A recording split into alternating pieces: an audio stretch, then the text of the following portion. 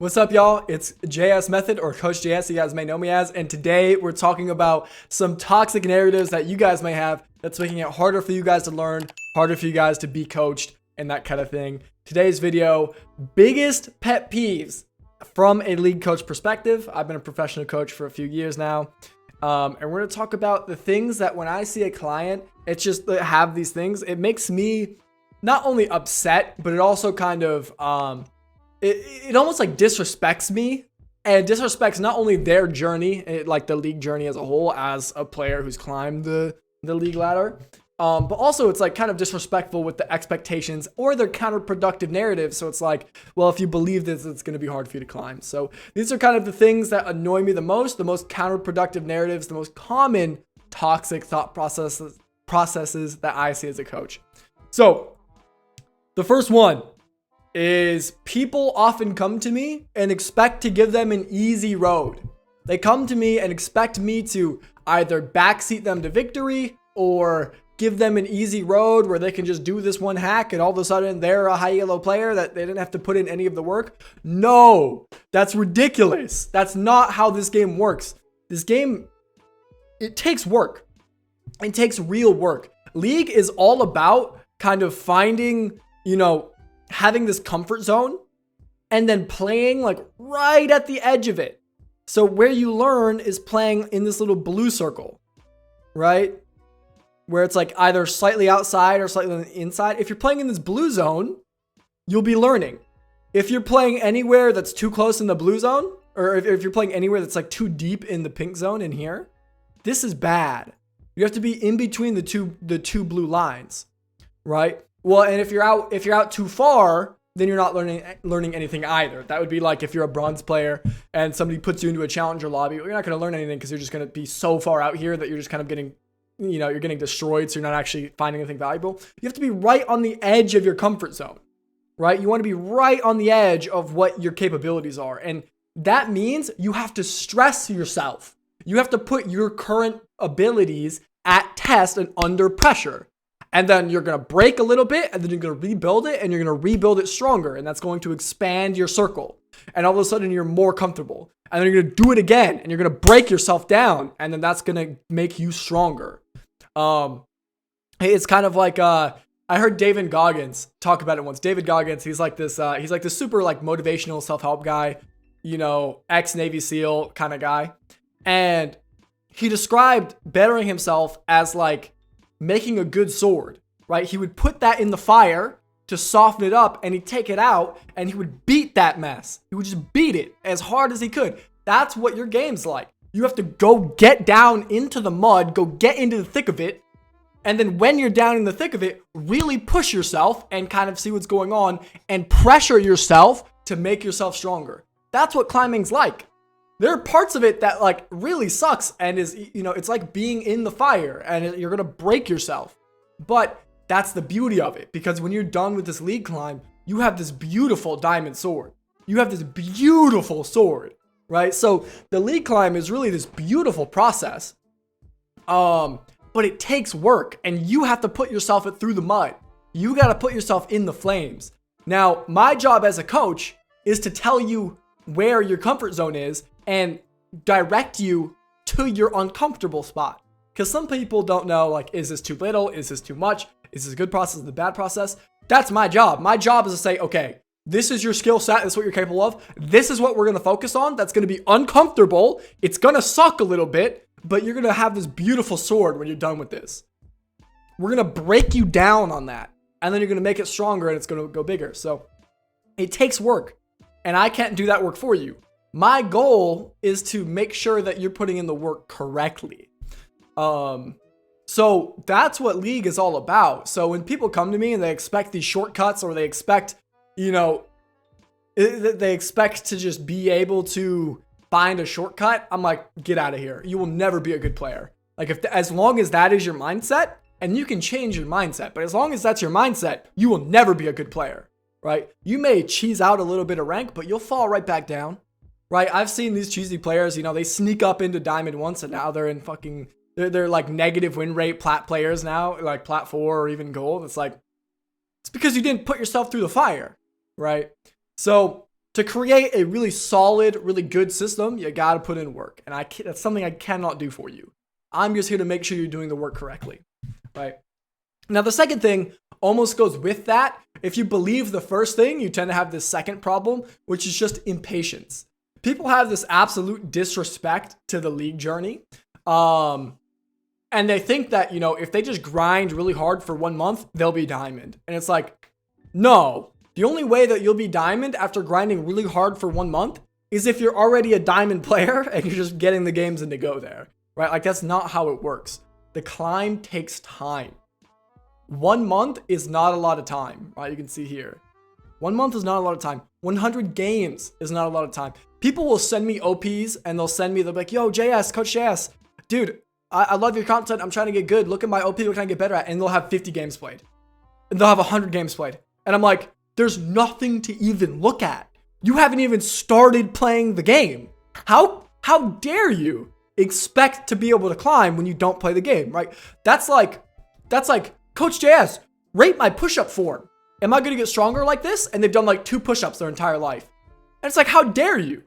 Do more push-ups. Do more of them. Crank them out. Yes, form is important, but do as many as you possibly can first.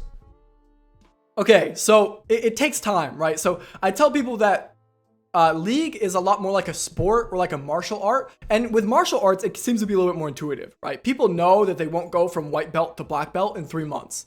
So why do you think that you can go from silver to diamond in 3 months? Because it's pretty much the same idea, right?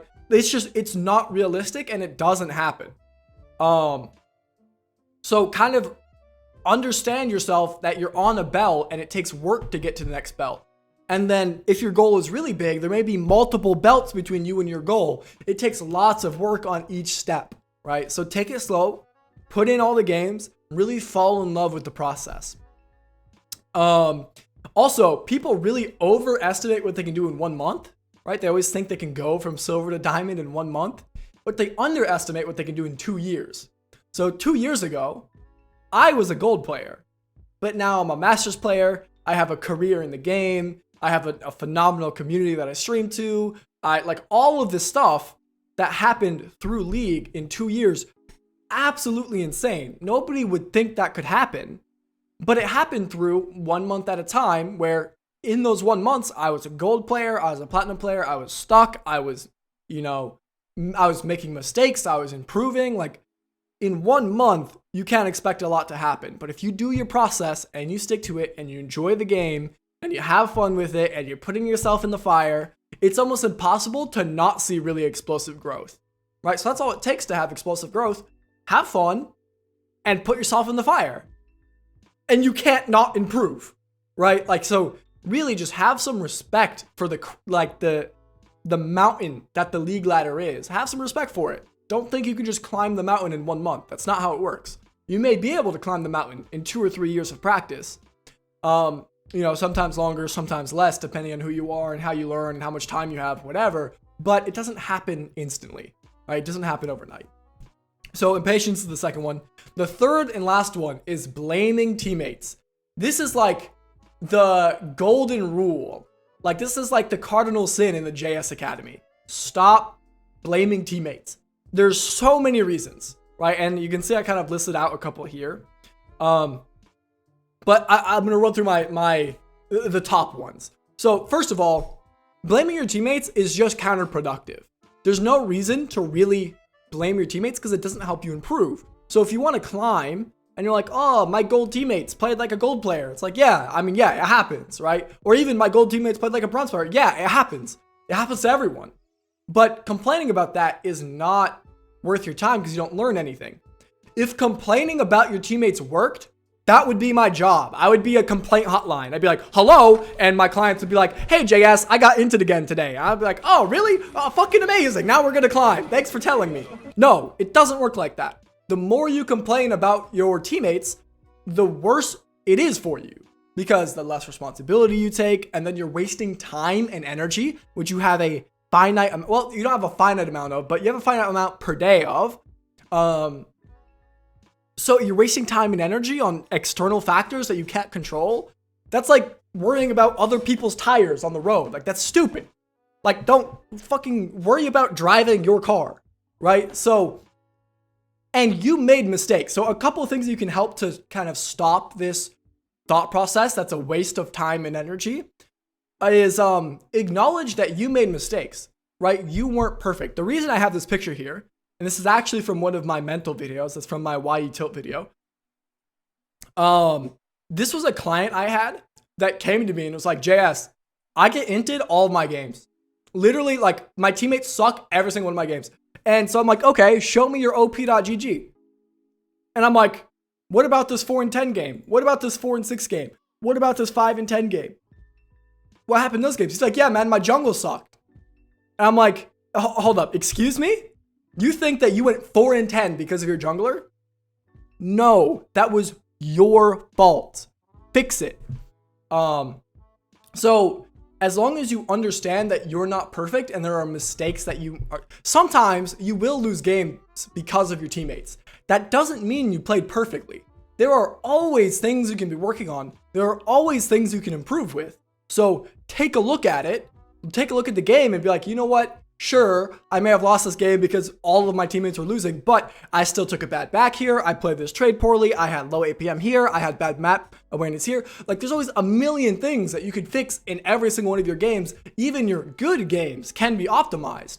So take a look at that and acknowledge that. You are not a perfect player. Even the players that you think are perfect, right? We think about Faker, we think about Dopa.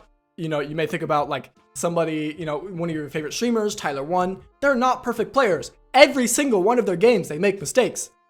So what gives you the right in Gold 4 to blame your teammates and be like, oh, I literally can't climb because my teammates are so bad in Gold 4. And it's like, no, you are so incredibly bad and delusional, right? Fix you. Become a perfect player before you worry about, you know, coach yourself before you worry about coaching everybody else. That's why low elo coaches don't make a lot of sense. Like, if you can't get yourself out of gold, if you can't get yourself out of platinum, if you can't get yourself out of diamond, why should I listen to you? Right? Because you clearly don't know what you're talking about. This game doesn't require anything crazy mechanically. It's a lot about ideas and magic knowledge and that kind of thing. Right? So go do it. Right?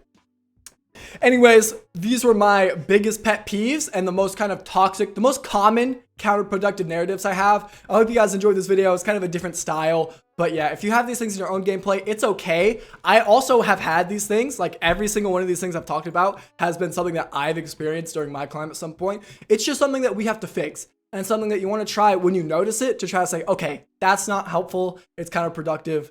Let's kind of try to rewire our brain. So tomorrow I'm releasing a video called my favorite things from a league coach, or I might call it like biggest indicators for success, something like that. And I'm going to talk about kind of the opposite of this. What are really good things that people do, really good narratives that my clients have that to me is like, oh, that's a green flag. This guy's going to climb, right? So make sure you guys check out that video. Otherwise, leave your thoughts in the comments. I hope you guys appreciate the video. Let me know if you made it to the end. Comment something. Just comment, 13 minutes or however long this is. Let me know your thoughts. I appreciate you guys hanging out. I'll see you guys in the next video. Have a good night. Peace.